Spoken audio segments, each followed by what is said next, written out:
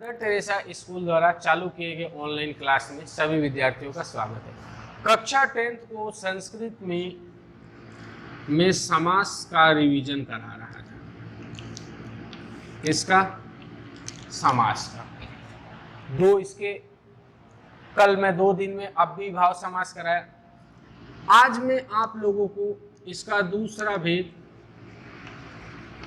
कर्मधारय समास के बारे में बताऊंगा। कर्मधारय समास।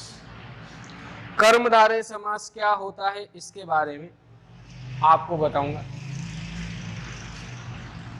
तो वैसे तो कर्मधारय समास तत्पुरुष का उपभेद माना गया।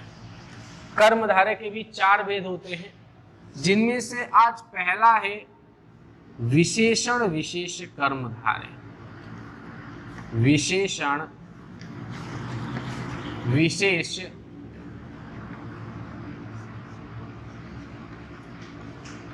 कर्मधारय। अब ध्यान से सुनिएगा, विशेषण विशेष कर्मधारय समास में होता है क्या? इसमें एक पद के द्वारा दूसरे पद की विशेषता बताई जाती है। पहली बात, कर्मधारय समास में भी ध्यान रखिए कि जब हम समास विग्रह करते हैं तो जो इसके 2 पद होते हैं उन दोनों में समान विभक्ति का प्रयोग किया जाता है। अधिकतर प्रथमा विभक्ति का ही प्रयोग होता है। दोनों ही पद नपुंसक लिंग एक वचन में होते हैं, इस बात को ध्यान रखिएगा। उसके बाद विशेषण विशेष कर्मधारय। विशेषण और विशेषण यानी एक पद विशेषण होता है और दूसरा पद विशेषण, यानी एक पद के द्वारा दूसरे पद की विशेषता बताई जाती है। वो क्या कहलाता है? विशेषण विशेष कर्मधारय समास कहलाता है। और दोनों पदों के पीछे इति जोड़ा जाता है समास विग्रह में। जैसे उदाहरण दिया हुआ पीताम्बरम। पीताम्बरम। अब कह दिया जाए इसका समास विग्रह करो, तो पहली बात कि हम पहचानेंगे कैसे कि कर्मधारय समास है, कर्मधारय का विशेषण विशेष है। तो ध्यान से देखिए, अर्थ आने जरूरी है। पीताम्बरम का मतलब क्या होता है? पीला है जो वस्त्र, यानी पीले शब्द के द्वारा वस्त्र की यहाँ पे विशेषता बताई गई है। पीला है जो वस्त्र, यानी पीले शब्द के द्वारा वस्त्र की विशेषता बताई गई है कि वस्त्र कैसा है? पीला है। वस्त्र की विशेषता बता दी गई, यानी ये कर्मधारय समास का विशेषण विशेष कर्मधारय है, क्योंकि एक पद के द्वारा दूसरे पद की विशेषता बता दी गई। अब इसका समास विग्रह करेंगे तो नपुंसक लिंग के प्रथमा व्यक्ति में लिखना है, तो लिखेंगे पीतम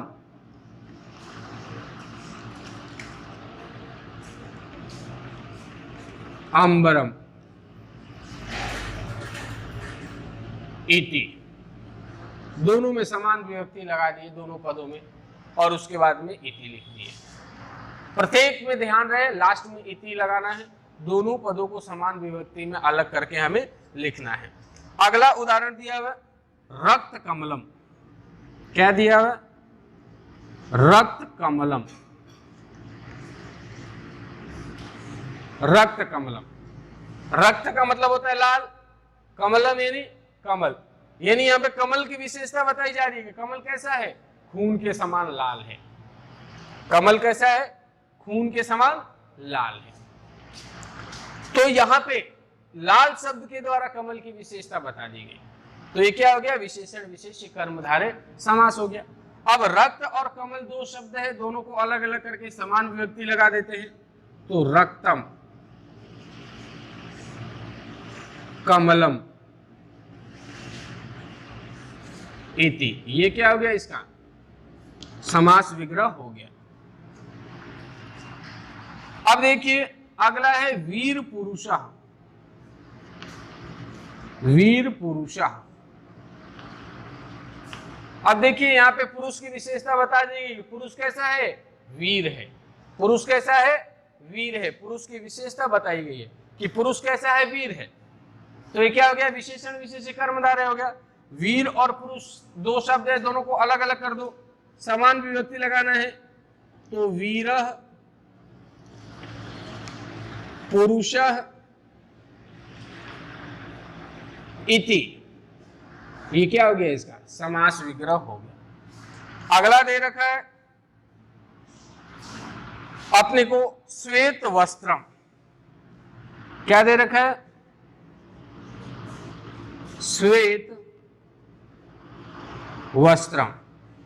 यहां पे भी ध्यान से देखिए, श्वेत वस्त्रम यानी सफेद है वस्त्र, इसका अर्थ होता है श्वेत वस्त्रम का मतलब सफेद है वस्त्र, यानी सफेद शब्द के द्वारा वस्त्र की विशेषता बता दी गई। यानी ये विशेषण विशेष कर्मधारय दोनों को अलग करते हैं। तो पहले लिखेंगे श्वेतम वस्त्रम इति, ये क्या हो गया इसका समास विग्रह हो गया। श्वेतम वस्त्रम इति, ये क्या हो गया इसका समास पुरुष हो गया। अब एक पुरुष, एक पुरुष, यहां पे पुरुष की विशेषता बता दी गई कि पुरुष क्या है, एक ही है कोई जो वास्तव में पुरुष है। समूह में खड़े लोगों में व्यंग्यात्मक भाषा में कई बार इस शब्द का प्रयोग किया जाता है कि यहाँ पे एक ही पुरुष है, तो उस प्रकार के वाक्यों में इसका प्रयोग किया जाता है और कहा जा रहा है कि एक ही पुरुष है। तो समान विभक्ति एक पुरुषः इति। अगला दिया हुआ सुंदर बालकः,